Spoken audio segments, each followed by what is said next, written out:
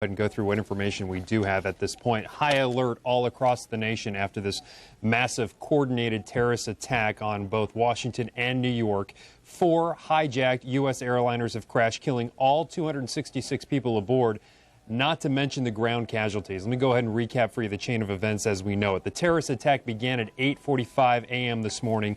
A jet airliner crashed into the South World Trade Center tower. Minutes later, a second plane crashed into the Twin Tower to the north. Within 2 hours, both towers collapsed. And then there, at this point, still have no word on the casualties thus far. About 10 o'clock then, a plane crashed in Jamestown, Pennsylvania, according to that timeline we have there on the screen. That's the video from Jamestown, Pennsylvania, which is about 90 miles northwest of Camp David, Maryland.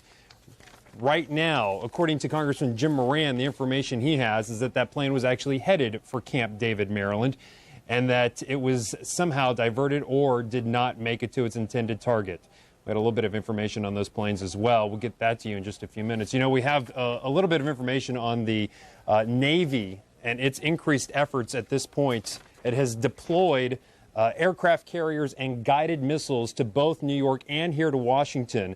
Admiral Robert Natter, who is the head of the Norfolk Navy base, says that, and commander of the U.S. Atlantic Fleet, says that he sent the ships to assist with both defense and missile needs, or medical needs.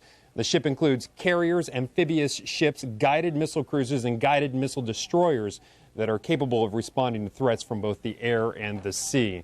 And Mike and Tracy, you know, we're keeping sort of a broad view as well, keeping an eye on corners around the globe. Most of the world is watching at what's going on here in our city and up in New York, and the plane crash in Pennsylvania in horror. However, Palestinians and Iraqis have been reported as dancing in the streets, while Palestinian leader Yasser Arafat has expressed horror over these attacks. And this is really having a ripple effect across the globe. One person in Nigeria is quoted as saying, "If this can happen in America, the whole world is not safe." Mike, Tracy, we'll head back up to you. We're going to get together a little better chronology of what happened and give you an encapsulated view and give you overall perspective in just a few minutes. All right. Thank you very much, Brian. I want to tell you that crisis teams have been meeting with stunned relatives who are grieving right now. They have gathered outside of Dulles Airport at a hotel there. They had family members or friends on board American Airlines Flight 77 from Dulles to Los Angeles. Right now, we want to recap, give you a little bit of information about what's going on in the district. Again, there have been no incidents in the district. We are under a state of emergency right now. We talked to the chief. He says he's got things under control. They've been preparing for the IMF World Bank meetings. And we did get to hear from the mayor earlier today as to what's being done. Our first priority is to be able to respond effectively to the emergency situations as they arise. To that end, and to ensure that we have the highest level of preparedness, I have declared a state of emergency in the District of Columbia so that emergency vehicles can move throughout our neighborhoods and so that in the event of an incident here in the district, we are fully prepared. Mayor Anthony Williams, now we're back to a video that you saw from earlier today. What had taken place at the Pentagon. Talking about what's going on in the district, it is interesting, Tracy, that as you look at the video from our reporters who are in the district, out in different parts of the district, you could run a herd of cattle across those streets. I mean, there is no one out there at all. Everyone is following the orders that they've been given, and that is to stay off the streets. Well, and it makes sense, too. I mean, anyone who was working downtown this morning, I'm sure that they got out of there as quickly as they possibly could, and the area was shut down. And as you know, streets heading into the city were shut off. We're talking about 66, 29, Route 50. All of the main ways that we get into the city were shut down. You could only leave the city, so it makes sense that it's deserted out there now, other than the emergency teams who are out there doing what they do best. Right now, we understand that the Fairfax Fire Rescue Team, the one that's known worldwide for its ability to go into areas that they've gone to Turkey, they've gone to, they went to Oklahoma City, as a matter of fact. They have been all over. They are standing by and getting ready to go into that Pentagon structure. Now that the fire seems to be knocked down a little bit, we're looking at live video now. We see some of the folks who are standing back from that. Actually, I believe this is Audrey Barnes' location. We're looking down to that area. You still see some white smoke coming up there. We know that an aircraft, a commercial-sized aircraft, went into the side of the Pentagon. That would mean jet fuel. That would mean that there would be an awful lot of fire that would be very difficult to put out, as we have seen, lo these many hours later. And all of that thick black smoke, igniting not once, but probably twice, if not more, earlier today. Going back to traffic now in and around the district, we are told that there are still some areas of bottleneck and delays, some heavy traffic around Northern Virginia, the Key Bridge, Memorial Bridge, and 14th Street Bridge. Now, those are still only open to outbound traffic, but bumper to bumper from what we understand. We've had a situation here where America has been attacked. We don't really know by whom. We know that certainly the gauntlet has been thrown down here, and the government, our government, is responding. The president, we have not been told exactly where his whereabouts are, and I think that is part of the plan. They don't really want us to know where he is right at this very moment, only that he's okay. Karen Hughes coming forth a moment ago to say that the country is being run, that all of the players who are important are in place, and they are taking care and taking charge. The federal emergency plan is in effect right now, and you can see the kind of work that we have ahead of us. Look at these photographs. They look like they're black and white, Tracy. It was so incredible in New York. It's chilling. It's chilling to look at that debris. It's chilling to think about the people who were inside the World Trade Center towers, inside the Pentagon here in Washington. You see the dust mask that gentleman is wearing. That's why everything looks black and white. It's all of the dust from the explosion of concrete and steel from those buildings coming down. You've seen video of buildings that have been imploded when they're trying to do some urban renewal or whatever. This was just so unbelievable right before our eyes to see these two huge edifices, which you can see for tens and tens of miles away, just disappear right before our eyes. I want to let you know, too, that one more victim has been taken from the Pentagon now over to Virginia Hospital Center in Arlington, bringing the total there now to 31. You're looking at a live picture of the Pentagon again. The hospital has been told not to expect any more at this point, at least for that hospital anyway. Officials say that 2 patients are currently in the operating room undergoing surgery right now as we speak. They have various burns to their bodies and cuts as well, and several patients remain in intensive care. The country essentially is shut down in terms of people trying to move around. Major airports, Los Angeles, Chicago, all of the major airports, New York's airports, of course, here in Washington. Everything is closed down. Nothing is flying in and out. They're not allowing anything to take off. They're not allowing anything to come in.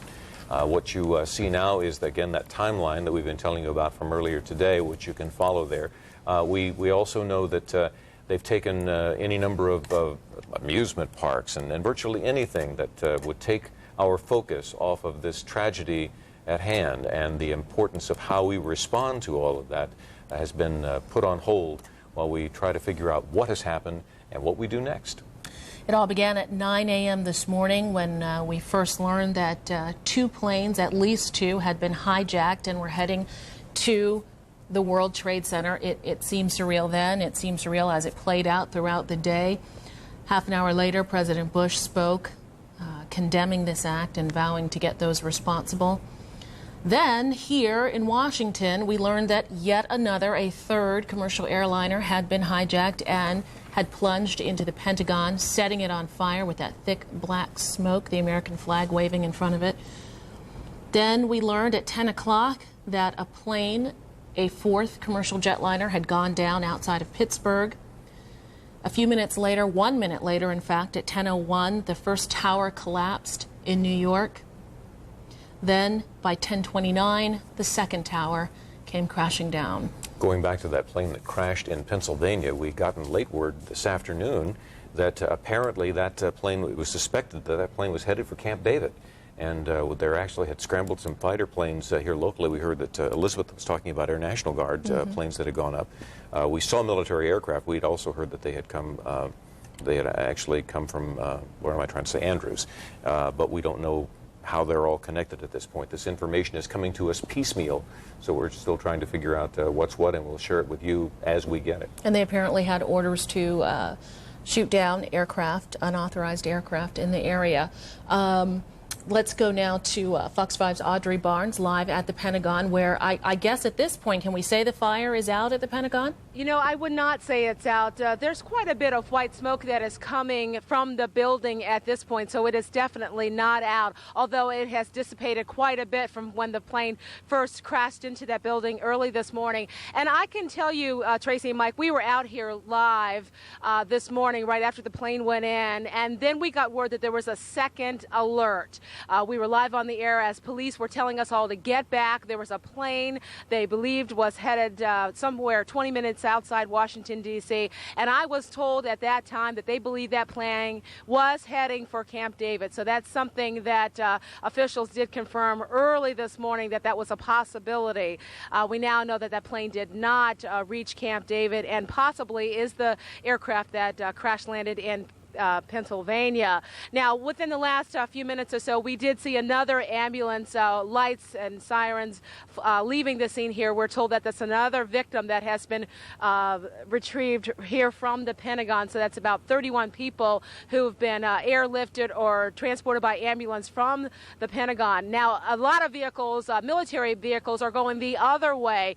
Big, huge military convoys bringing supplies, rescue equipment, food, and things like that to the rescuers who are still on the scene here. Now, I want to just tell you, I've heard from two different eyewitnesses who, still photographers. One of them, their father's a network photographer, and he's now volunteering to help retrieve survivors and possibly bodies.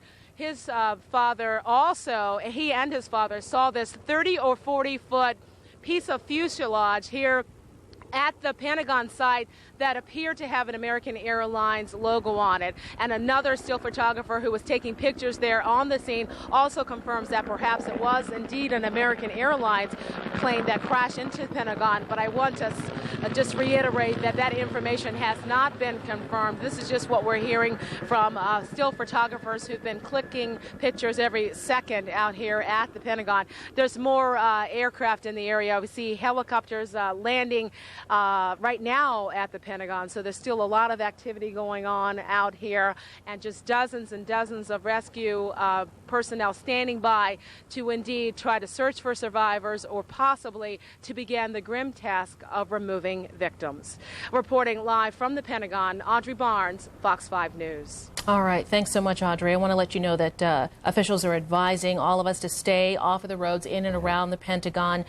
Traffic around Crystal City remains very congested, we are told, and the Arlington Police Department has now closed down Route 1 and 110, Washington Boulevard, and the Beltway at the request of Pentagon officials. Virginia State Police may also close roads and redirect traffic at various places at various times over the next few days along the GW Parkway. So you'll want to stay tuned, and we will bring you the very latest, and that includes 395 as well, as they begin their investigation of this plane that slammed into the Pentagon earlier this morning. Speaking of that, we understand we have some new video to share with you now. I'm not certain what the source is, but we are going to share it with you. This is amateur video of some of the pieces of aircraft that actually came down after that crash. We don't know if they were blown outwards from it or they fell off as the plane was coming in. One report I heard earlier, Tracy, was that there was a guy actually going through in the parking lot at the Pentagon, and that the plane was flying so low that it snapped off a light pole in the parking lot above his automobile as it was going in.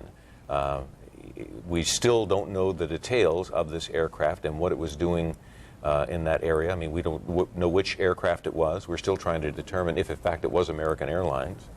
This gives you a better sense of what actually happened. These are first real pictures from the scene moments after it happened, and if I'm not mistaken, that might be a piece of the aircraft behind the fire truck there. It's very hard to see behind the flames, but it does look to me like a piece of the aircraft there. But from my vantage point here, I can't identify it. You can see that triage was set up on the grounds of the Pentagon, trying to help as many people as possible. People were volunteering to do what they could to try to help survivors, help get people out of that burning building. People were so quick to help. It makes you think of the Oklahoma City situation, in which people were so They came out from all over the country to try and help out as best they could. Someone who remembers that very well is Mark Schwartz, who is a city councilman there in Oklahoma City. Mark is on the phone with us now. This must bring back some very sad and painful memories for you, Mark. Yeah, indeed it does. For everybody in Oklahoma City, folks I've talked to all day long, myself, it's very difficult. I need another we think back to our friends and family back there, and of course now I think of the people in New York and Washington who are suffering these terrible, terrible tragedies. Where are you, Mark? Where are you calling us from? I'm currently in New York on business, and I'm out on the island, and was driving at the time of the explosion and the aircraft bombing the two buildings. I was on Long Island and have been watching the situation from that, and I'll tell you that if the bridges and tunnels were not closed in New York, I would be in there doing what I could. Tell me something, in watching the video that I gather you're calling from a hotel room and you're watching this from there, is that correct? Actually, at a client's. At a client's place. Well, in any case, you're not at home. You're on your own. You're watching all of this stuff, and it brings back, I'm assuming, a flood of memories of what that was like in 1995. What is it that finally got you to the point where you felt like you were sort of over it? I mean, these are people that were a part of your community who were killed, as you as a representative of those people in local government. What's it going to take for the country to get over this? I will tell you that this is going to be a process that's going to take a very long time. You know, when I was, in fact, in your studios on June 11th, when Tim McVeigh was executed, to me it was kind of closing a chapter, and it never ends for us, but it kind of got us to move on another step for many of us. Today, and the example, my wife works a block from the White House, and the panic I had being so isolated of not being able to get in touch with her on the telephone was just frightening. Finally, being able to reach her, and she managed to, they left, and managed finally ultimately to get home back to Virginia, but feeling isolated and not being able to help. And I remember people in Oklahoma City who were out of the city at the time of the bombing. And afterwards, in debriefings that took place, people who felt terrible guilt because they weren't there to help, which, of course, there was nothing they could do if you're out of town. But I think in terms of the tremendous volumes of death, which is going to be just untold people, unfortunately, it's going to take a long time for people to get past this. And we're going to be looking for days just to try to conclude with the rescue and recovery operations in New York, and I'm sure at the Pentagon. And in New York is obviously, when you saw the building being, in essence, imploded, the same thing that happened to the Murrah building eventually. Of course, there was no one in it at that time. The untold deaths will be staggering in my mind. And I think for people who lost folks, and what we learned in Oklahoma City, it's not just those who lost family, and it's not just the rescue workers, but the general population in Oklahoma City and throughout the country to a great extent suffered to just untold misery because of somebody had the ability to do something like this, and of course that case was domestic terrorism. You will see a lot more outward hatred towards other people as we determine who this is, and I hope that Americans remember that there are clearly people who did this, but they're not representative of any particular group in terms of people who live in this country. Well, that's something we'll have to figure out because we really don't know at this point. But very quickly, Mark, you said that your wife was a block from the White House. Is that correct? Yeah, she works over on 15th Street, and you know, when all this was taking place, and I recalled something so vivid because you know, cell phones don't work when everybody starts using up the circuits, and even long distance does not work, which speaks to an issue in terms of firefighters and police not being able to contact each other because they're not on the same frequencies. So I was not panic-stricken, but I was just sitting there and very frustrated that until I got my wife on the phone to make sure she was okay and she was heading out of the area, because I know the threats that took place downtown Washington. So, you know, these are the terrible things that go through your mind, and it's very frightening. Mark, thank you for sharing those thoughts with us. We're glad your wife is okay. And I appreciate that. Tracy? All right, on the phone with us now, Doug Duncan, Montgomery County Executive. We thank you for being patient and staying with us. Let me ask you this, Doug. Maryland is affected by this as well, right? This isn't just something that's happening here in the district and happening in Manhattan. From transportation to people who work in the city, Maryland is a part of this. Oh, absolutely. We're part of it. Part of our county government response is to make sure we provide whatever support we can to New York City and to the district and to Arlington. And we've got our firefighters in the district now working with D.C. We've got people that we sent, firefighters we sent to the Pentagon. Our urban search and rescue team is actually working at the Pentagon now. And we got a call from New York saying they needed some public safety radios that we had a good supply of. So we're sending our radios up there to help the communication problem up in New York. Tell me how declaring a state of emergency there in Maryland will be of assistance. Well, there were a couple sites they identified as potential threats, one in Annapolis, one in Baltimore, so they've evacuated those buildings and put security perimeters around there. We have shut down most of the county government center here in downtown Rockville just to be safe on that side. And we're looking at other operations as we go, but we're very concerned about this, and we want to make sure everyone stays calm and gets as much information as they can. Maryland military installations also on high alert? Yes, I mean, our police department's on high alert. The military installations here in the state of Maryland are the same, and I'm sure they are all American installations worldwide. This is a terrible, terrible tragedy, a terrible attack on the United States, and I think what the world will see will be our strength in times of adversity. Yeah, we're starting to get a sense of some of that right now with a number of people who are coming forward to volunteer and to help. Is there anything else that you wanted to share with us, with our viewers? Well, the Red Cross is going to be doing a blood drive tomorrow in Montgomery County. Their headquarters on East-West Highway, so we would encourage people to, if they want to donate blood, to do that. We're also trying to get other blood drive locations set up, so as soon as we do that, we'll let people know that as well. But we're just, just very, very concerned for the victims and their families, and trying to do everything we can to support those families. And schools in your county and across the state right now? Schools are closed. All activities tonight are closed. Our libraries are going to be open. Our recreation centers will be open. Our regional services centers will be open. But all activities in schools are shut down for tonight. We've got a conference call with our counterparts throughout the region at about 6 o'clock tonight to make some decisions about what we do tomorrow. And I assume you'll be letting us know so we can pass it along to our viewers. Absolutely. Okay, Doug Duncan, we appreciate you being with us, Montgomery County Executive. Tracy, thank you. While we were talking there, we've been looking at the video that we're getting from the Pentagon as they continue to try to get that fire knocked down. Of course, the big concern of the number of people who have been injured by that incident that took place earlier today. The most serious are at one particular hospital in the area, but there are more in sheer numbers at the Arlington Hospital. What is it called? The Virginia Hospital Center. Hospital Center, and that's where John Henrahan is now, and he joins us by phone. What's going on there now, John? Actually, I think I'm Well, there live. you are. You're on if television. Everything's working all right. We have a live truck and a camera here. Behind me, you can see a bunch of backboards on the left leaning against the brick building and an ambulance in the emergency room.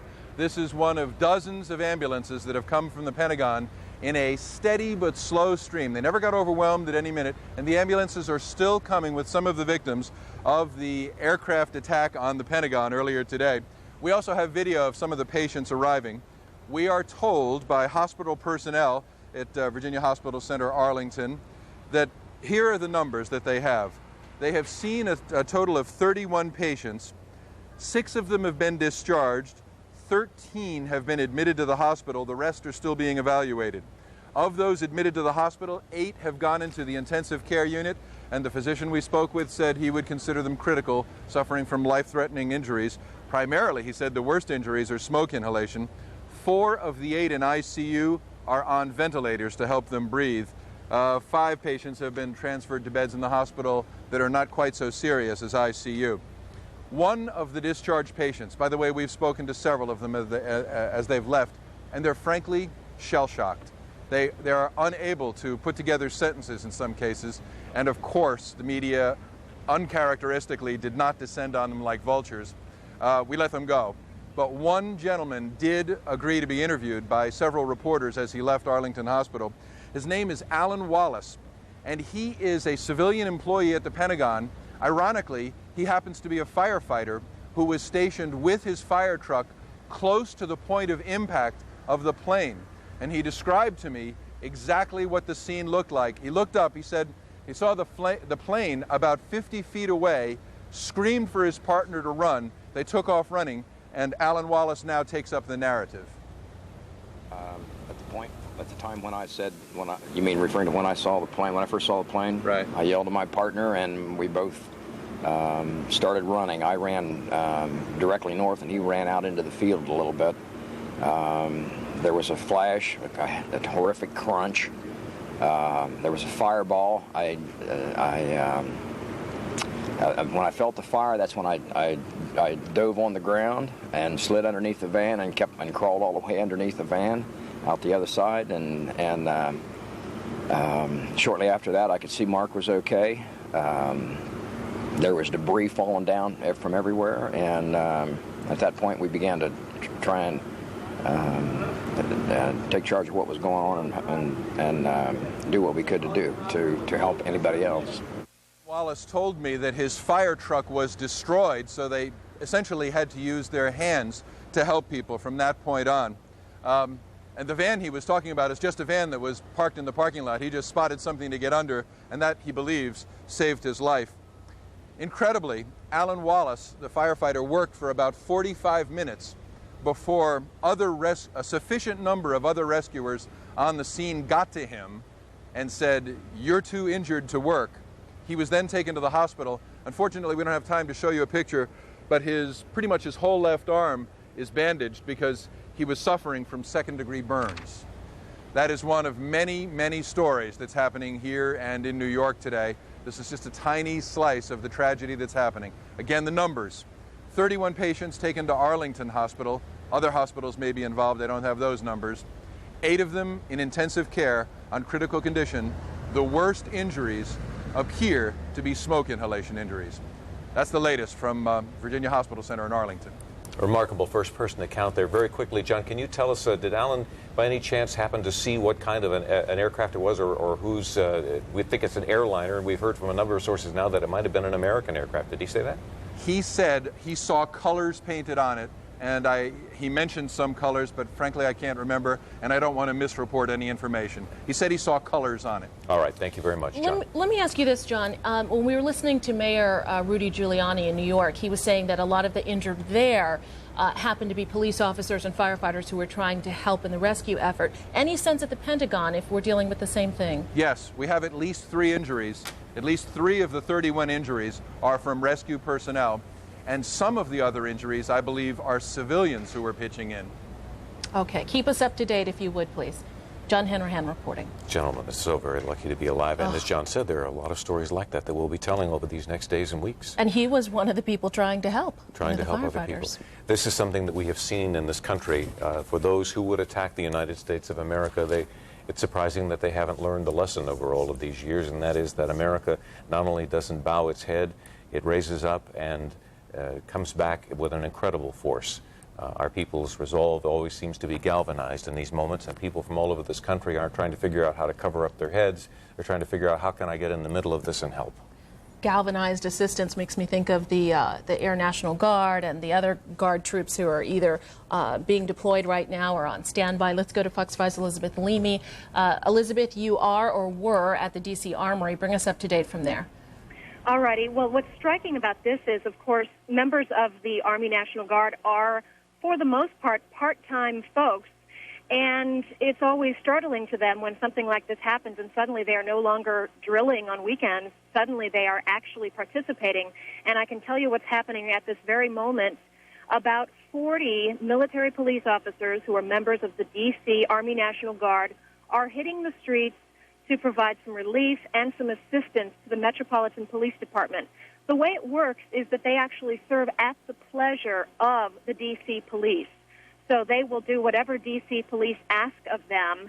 And we were actually there in the Armory as they were sworn in as basically temporary D.C. police officers. And that's basically how it works. A second wave of them is now preparing, and more soldiers are showing up at the D.C. Armory right now. So over the course of the evening, more and more of those folks will be coming out and helping to relieve probably very tired, overworked district police. In addition, there are helicopters that belong to the D.C. Army National Guard that are doing a couple different things. Throughout the day, they have been providing basically air ambulance support, including they have technical medical personnel aboard. So they are specially trained to do this, and they have actually been evacuating people from the Pentagon, taking them to some of those various hospitals, working on them in the air if necessary. And also, there are other helicopters that are being used to transport officials to and from different important locations so that they can do what they need to do in regard to all of this. And then one other very dramatic thing that our local troops are doing, and believe it or not, at the request of the White House. This is what's so interesting about living and working in Washington, D.C. The mayor called upon the Army National Guard to do several things, and the White House also called out the D.C. Air National Guard. Earlier today, an F-16 fighter aircraft from the 113th Wing of the D.C. Air National Guard was actually called upon to intercept a second aircraft that was perceived to be yet another threat to the Pentagon. They aren't giving any details as to exactly how they deterred that plane. Perhaps they'll be able to share that with us as the days go by, and it's not such a sensitive situation. But in any case, it is possible that there was a second aircraft that was headed toward the Pentagon, and because of the D.C. Air National Guard, that situation was taken care of. So they're helping out in a number of different ways. I will say this, it's taking them a while to get out on the streets. I mean, this situation happened sometime in the 9 o'clock hour this morning, and now the first D.C. Army National Guard troops are getting out on the streets. But you've got to remember, these are part-time folks who have regular jobs all over the area in D.C., Maryland, and Virginia.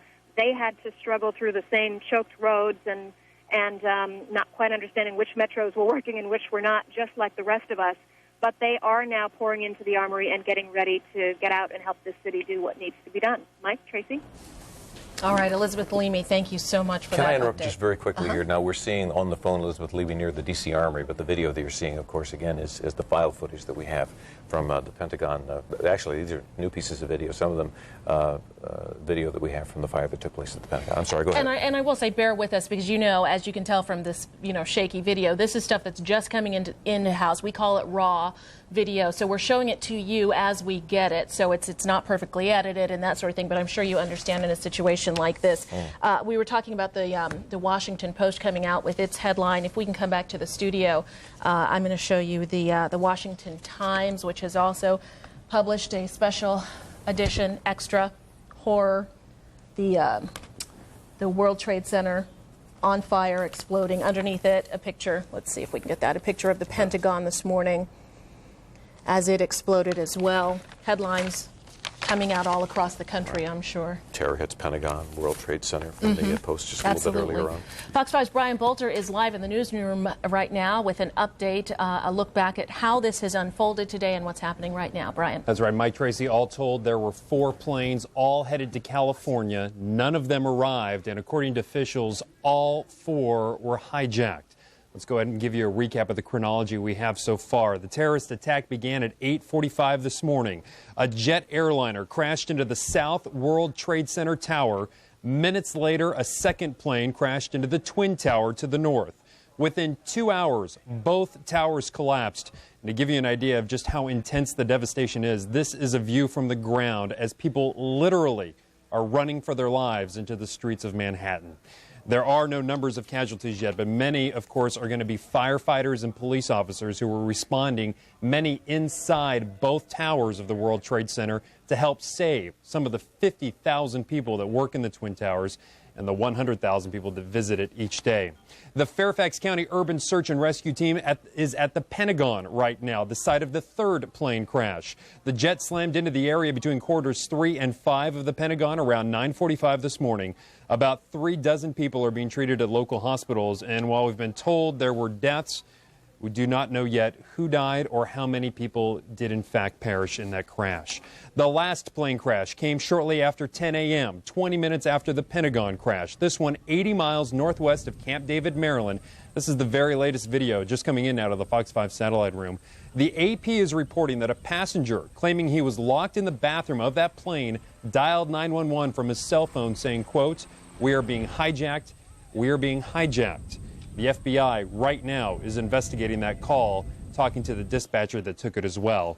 Virginia Congressman James Moran says that the plane was headed for a crash into Maryland's Camp David. The congressman says that he learned that during a Marine Corps briefing. And just an aside here, the 23rd anniversary of the Camp David Peace Accord is just a few days away on September 17th. And immediately after that crash, the Federal Aviation Administration canceled every single flight nationwide across this country. That is the first time in American history that such a drastic measure has been taken when it comes to the airline industry in this country. Every single flight grounded across the country. Now, as I mentioned, 4 plane crashes. Let's give you a little bit of information about those planes, what we do know about them, and obviously what you'll see, the omissions, what we don't know. The first flight, American Flight 11, headed from Boston to Los Angeles, 92 people on board. American Airlines originally confirmed that this was the flight that crashed into the South Tower, the first of the 2 World Trade Center towers. They then backed away from that statement, calling it unconfirmed. Flight 77. That's the flight headed from Dulles to LAX, Los Angeles, 64 people on board. Eyewitnesses now, not official confirmation, but eyewitnesses are saying this was the plane that slammed into the backside of the Pentagon. So far, though, we have no official confirmation.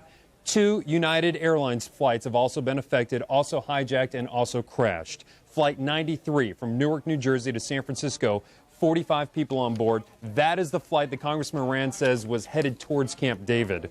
And then United Flight 175 from Boston to Los Angeles, 65 people on board. It is not confirmed again, but this is the flight authorities are looking at as the one that crashed into the North Tower of the World Trade Center. The Navy has dispatched aircraft carriers and guided missile destroyers to both here in Washington and up in New York on its highest level of military alert. Virginia, Maryland, and the district have all declared state of emergencies. That means stay off the streets. Only emergency personnel should be using them at this time. Government employees have all been sent home. The district is virtually shut down at this point. Mike Tracy, that's the latest we have. Now back up to you. Thank you very much. One area that is not shut down is the White House. The White House sending out a message that the government is still intact and still operating. And we're getting word right now from the Associated Press that President Bush is right now returning to the White House. On the phone with us, though, to talk about the area airports is Jonathan Gaffney of the Airports Authority. Can you hear us? Yes, ma'am, sure can. Can you bring us up to date, please, on what is happening with the FAA, whether the airports are still closed, and if so, for how long? Sure, we are closed. The National and Dulles will be closed, really for the foreseeable future, until we have a better idea of kind of when people will start flying again. It's my understanding that the FAA or the White House announced shortly ago that flying would start no earlier than noon tomorrow. If that's the case, we'll do all that we can do to kind of make sure that we're ready to do that as well. Going on with the airports right now with all these stranded passengers? There were reports earlier this morning that people were opening up their homes who live near and around the airport to let strangers just kind of come in and get settled and try to figure out what they were going to do after that. What's happening now? Sure. This morning, shortly after the timeline goes, shortly after that the plane crashed in the Pentagon, clearly we were concerned that there could be other targets in the city with National and Dulles possibly being 2 of those. We decided immediately to evacuate everybody from the terminal, and we did. We evacuated both National and Dulles. We brought all the planes that are out on the airfield into the gates, unloaded passengers, and really got every single person out of these buildings as soon as possible. And as you just mentioned, kind of over into the Crystal City area, away from the airport. We thought that was a prudent thing to do as things were unraveling so quickly this morning. At this point, both airports are completely shut down until we can better identify kind of what our next step is going to be. Let's focus on Dulles for a second. Is it correct that family members, loved ones are still coming to one of the hotels? I believe it's the Marriott Hotel outside of Dulles Airport. I'm not at Dulles. That is my understanding that American Airlines has taken on those families and the loved ones of those people who are on that airplane at the Dulles at Marriott. And I know they have. I don't have the number with me, but they have published a number. You might have it yourself. Right. That 1-800 number for both American Airlines and United Airlines to take care of some of those family members. All right, so it looks like travel still on hold, at least airline travel until at least noon tomorrow. Anything else that you can pass along to our viewers? The only important thing is, we have, all of us together been through shutdowns before, snowstorms and bad weather, but this is a national shutdown, so it could take a while for things to kind of get to where they're supposed to be. There are a large number of flights that are coming from Europe, we understand, which have all been diverted to Canada. So again, if you're looking for a loved one out there on an airplane somewhere, they're probably safe. We just don't know exactly where they are tonight. Yeah, we haven't been through anything quite like this one, Jonathan. Exactly. All right, we thank you so much for talking to us. Thank you. I want to tell you real quickly that we just got word that Holy Cross Hospital is now open.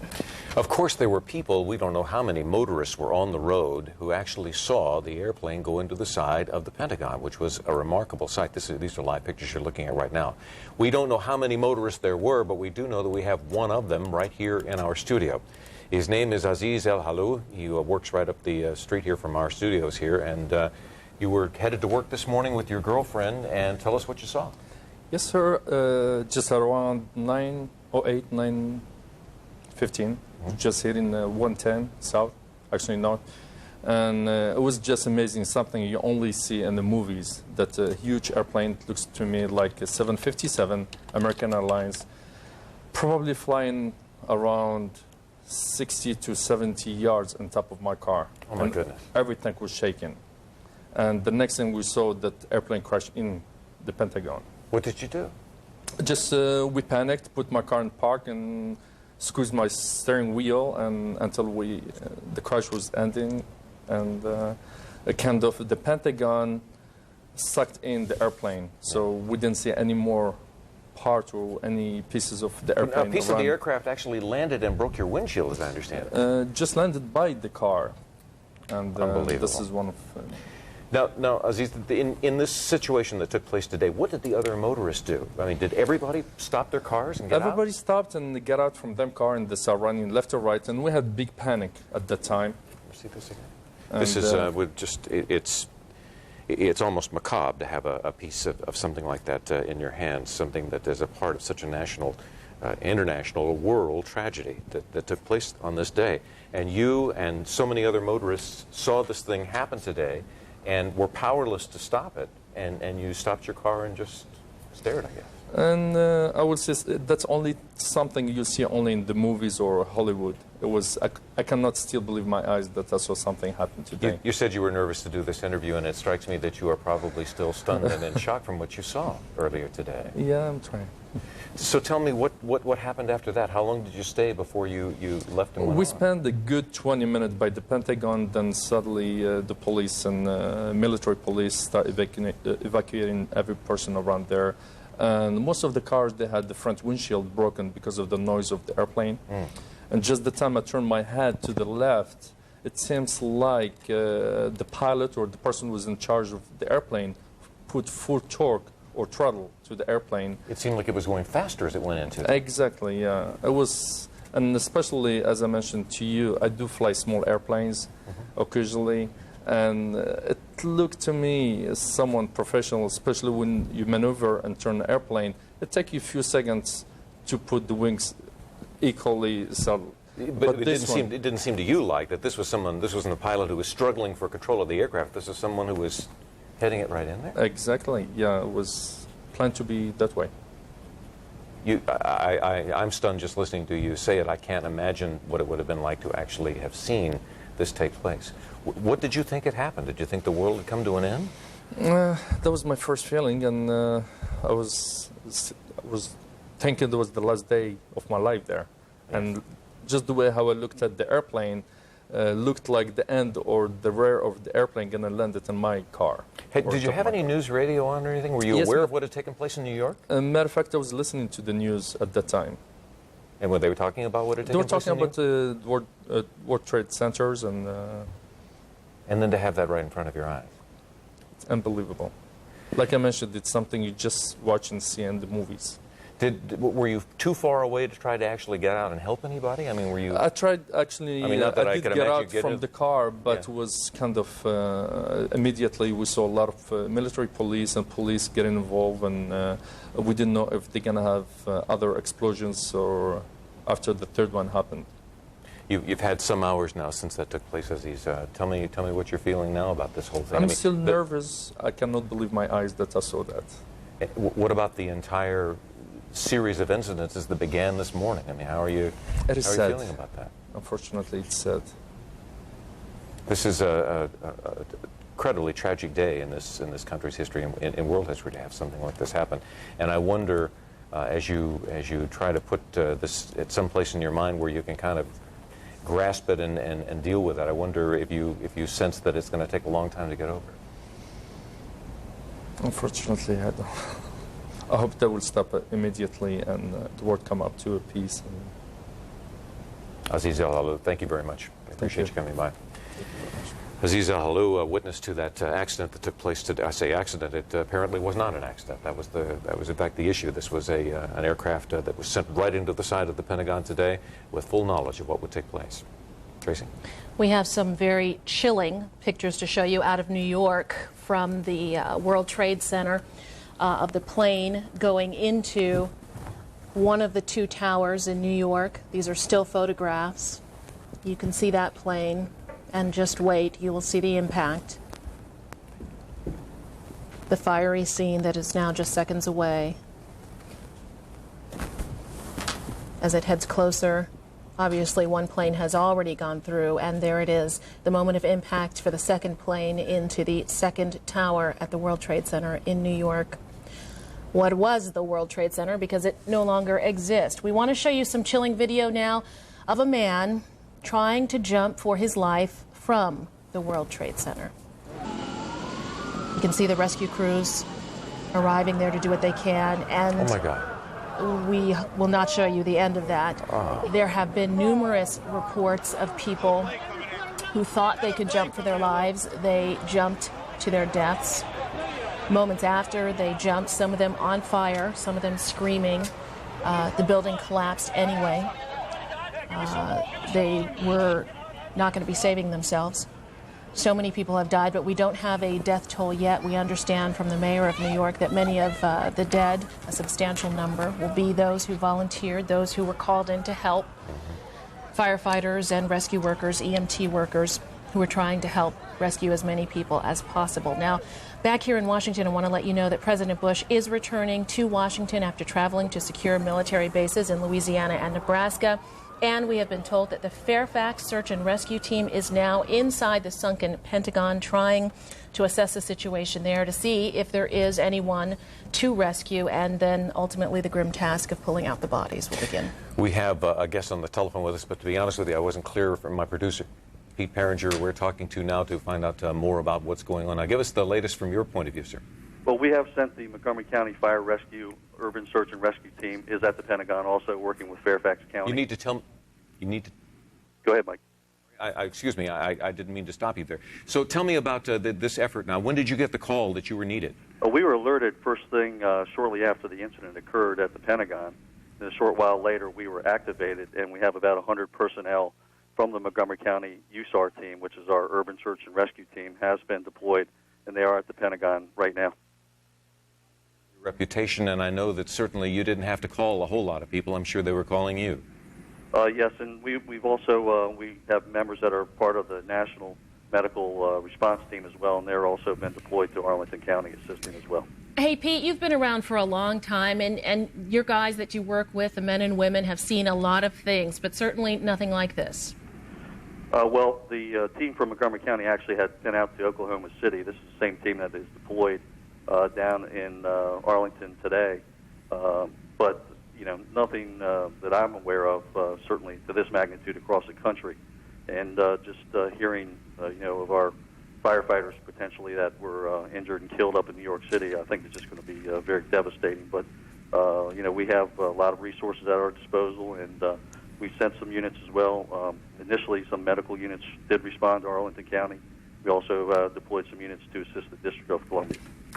You were talking about the resources, Pete, and I wonder if part of that is going to be counselors and clergy, members of the clergy who are going to be there for your own team members so that they can come back and unload some of this, get it, you know, some of what they saw, share it, just get it off of their chest so that they can move on with their lives. Well, that's part of the whole process. We do have critical incident debriefing teams and management teams, and certainly all day today, the county executive, Doug Duncan, has been with our Emergency Operations Center, which was activated about 9:45 this morning, which brought all the emergency managers and department heads and county officials together. So we've been continually assessing the situation, bringing our resources together, and making them available to those jurisdictions that might need them. Very quickly, Pete, I know that the firefighting community, fire and rescue community is one that even though you're all over the country, all over the world, you're a very close-knit family, aren't you?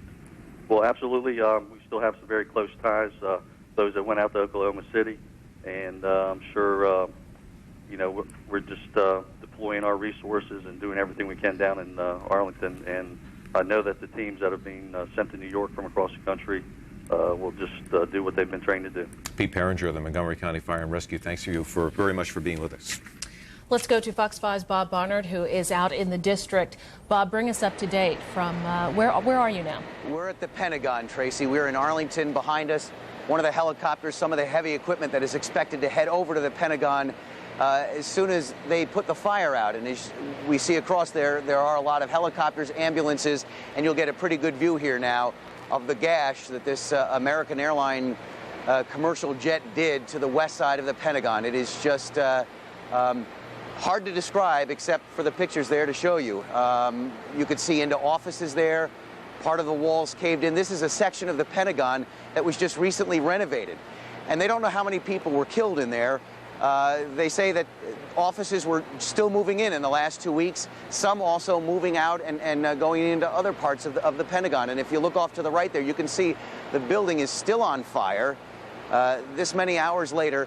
And Arlington County's fire department is leading the fire fighting efforts at this point. The Fairfax County Urban Search and Rescue Team is here, but we are told right now they are still standing by because they don't want to send them in until the fire has been put out. And if anyone is familiar with the structure of the Pentagon, 3 of the rings E, D, and C were penetrated, damaged here this morning. These are wedges 1 and 2, parts of wedges 1 and 2 in the area of corridor 4. We were told this morning that Secretary of Defense Donald Rumsfeld was inside. He felt the percussion. He rushed outside and apparently, according to officials here just a short time ago, helped in some of the rescue efforts, putting people onto stretchers and getting people into ambulances. A triage was set up here, is still in operation, in fact, and we know some people have been taken, some of the injured, to area hospitals. We don't know the casualty number inside. They can't even give us a ballpark range of how many. They also say that because of the renovation project that had just been completed and the moving of people in and out, they're not sure how many people worked in this part of the Pentagon this morning, how many people were there. And I believe you've been showing a toll-free number, an 877 number, most of the day. The United States Navy is asking for any Navy and Marine Corps active duty and civilian personnel who work at the Pentagon, primarily in these sections that we mentioned earlier, to call in. And that number is 877-663-6772. Again, the number 877-663-6772. This is not to get information. Frankly, this is to give the Navy information. They want to know who made it out and, frankly, who did not. At this point, the officials here say that all of the military, the top military brass, the chiefs and the other civilian leaders for all of the different military divisions based at the Pentagon, they have been accounted for. The Secretary of Defense was inside with the Vice Chairman of the Joint Chiefs of Staff. The chairman was returning and is here now, but was out of the area this morning at the time.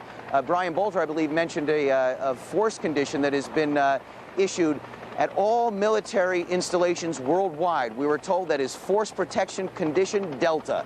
That is as high as it goes. That is the condition worldwide right now. And you're looking at the Pentagon, where the firefighting efforts are still going on, and they hope as soon as that is done, and in fact, as soon as it is done, the search and rescue will begin here at the Pentagon. Tracy and Mike. All right, thanks so much, Bob. We have heard a number of times today people drawing the parallel between the attack at Pearl Harbor and what has taken place on this day. One of the people drawing that parallel is Senator John McCain. Let's hear what he had to say. The situation is so serious that words don't describe it. I think that it's clear that the organization and magnitude of the attacks required more than a few people to perpetrate it, and it'll take some time to determine who they are and who supported these attacks, but I think we'll find them out, and they will suffer the full measure of our justice. This is obviously an act of war that's been committed on the United States of America. Senator John McCain speaking to the issue that we face in these days, and that is that in declaring war on someone, you don't necessarily know who it is who's declared war on you. American Airlines has just canceled all scheduled flights until noon Wednesday. So that is across the country. That's all for any flights for American Airlines. Completely canceled down until noon on Wednesday. We are told that smoke is still billowing out of the rubble from the Twin Towers in New York. It was 110-story buildings. Mayor Giuliani spoke earlier. Let's listen to what he had to say. We will strive now very hard to save as many people as possible and to send a message that the city of New York and the United States of America is much stronger than any group of barbaric terrorists, that our democracy, that our rule of law, that our strength and our willingness to defend ourselves will ultimately prevail. Mayor Rudy Giuliani, it's going to be a very tough time for the folks there in New York City. They know they have already lost a lot of rescue personnel, and certainly the death toll is going to continue to mount, as well as the number of people who have been injured. The people who are affected by this, I mean, not only by what they've seen on television and that sort of thing, are plentiful all across the country, particularly those who might be in the middle of a trip, who are trying to travel to or from somewhere, maybe stuck in an airport and we don't know where, but we know that the country is essentially shut down. And at this point, Noel Tucker is out at Dulles with the very latest on what's going on out there. Noel? Well, you got that right, Mike. I just got off the phone with the Washington Metropolitan Airport Authority. We had been expecting them to do a press conference for the media later today. That will not happen. Instead, they're taking one-on-one interviews, and this is what I learned. When the airports were evacuated, Dulles and Washington and National Airport, at 10:19, they were evacuated.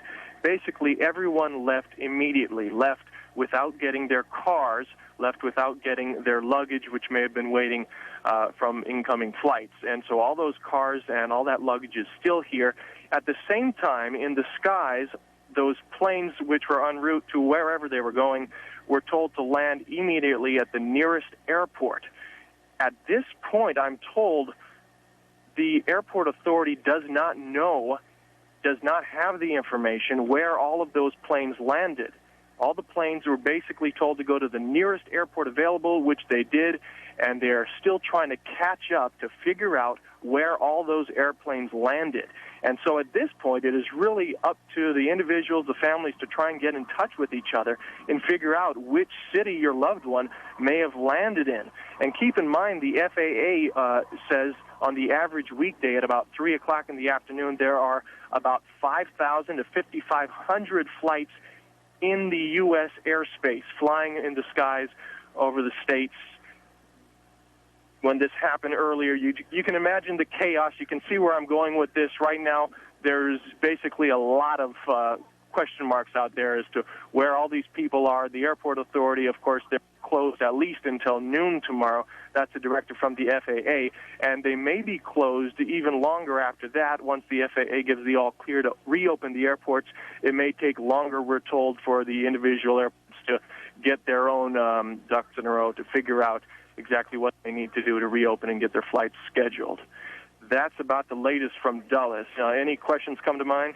Well, of course, the other question that we have was that American Airlines have apparently taken the point, as we understand it, there at Dulles, getting together family members. One of the flights involved today that crashed, we're not sure which it was at this point, because there are now questions about the two American flights and where they actually ended up.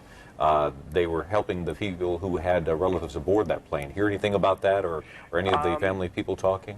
Probably about as much as you. There are no family members here at the airport. Everyone is being kept away. The airport here really is a ghost town. There's no one here except the local authorities and some FBI agents. All the families were told, if they are in fact getting together in one spot, it would be in a nearby hotel. And I think other crews are covering that part of the scene. From here, though, no information about that. Noel, thank you very much. You've certainly given us quite a picture of what that must be like out at Dulles right now, and indeed in airports all across the country. Absolutely. Now, this should come as no surprise, because certainly we've been talking about it, and everyone else has too. But now U.S. officials are saying that the government officially suspects, the U.S. government officially suspects Osama bin Laden as the mastermind behind today's terrorist attacks in here in Washington at the Pentagon and in New York at the World Trade Center. So that's what 2 U.S. officials are saying, according to the Associated Press. Not much of a stretch, frankly, because he was considered to be certainly the person who masterminded and funded, in fact, the original attack on the World Trade Center towers in 1993. And it was interesting that earlier today that the Taliban, the group in Afghanistan, said that, oh, no, he didn't do it. They were certain that he had not been a part of it. We know that the Palestinian, a lot of people in the Arab community certainly are folks who are angry with the United States about the U.S. role in what's going on in the Middle East and our support of Israel. What we don't know is what kind of relationship there is here. All we do know for certain is that there are scores and scores and scores of American lives that were taken today in these terrorist attacks that obviously were planned very carefully, executed with incredible precision, and it's very scary. We're going to go now to Brian Bolter down in the newsroom. And Brian, I understand you have some new information involving the president. We do, Tracy. Needless to say, our nation is in a state of shock at this hour. Just to recap, 3 terrorist attacks have taken place. Thousands could be dead, and we don't really know if the worst is over yet. Right now, President Bush is on his way back to Washington, D.C. He was in Florida when these events unfolded.